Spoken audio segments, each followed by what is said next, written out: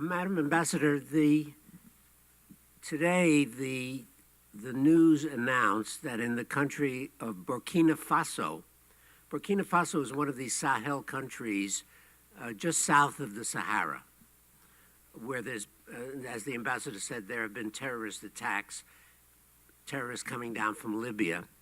Well, today they began a trial of military officers who attempted a military coup 2 years ago. It was a military coup that did not succeed.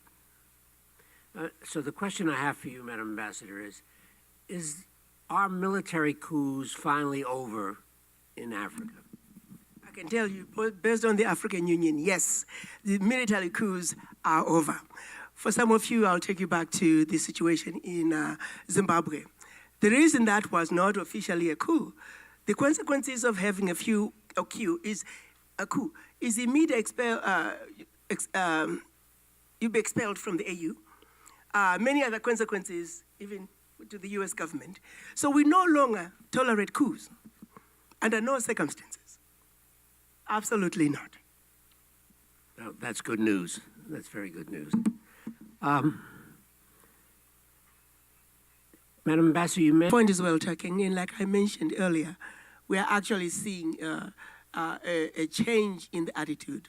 Now Chinese companies are being made to hire the locals, because that has been a problem. I'm not sure why it took so long to begin to do the pullback, but now, yes, absolutely, they are required to hire locals and also train locals. But at the same time, I go back to say, even we as diaspora, rather than sit here in America and other parts of the world and shoot out complaints, there's a role that we can play.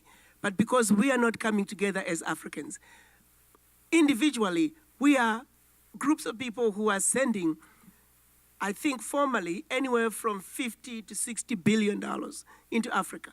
Informally, estimates say over $100 billion. And yet, we can't come together. If we were to come together and get that money into Africa in an organized way, Africa does not even need the aid. We can change our own circumstances. So at some point, while we are trying to figure out what we need to do, we must first and foremost own what we need to own and take responsibility for that which we can do for ourselves.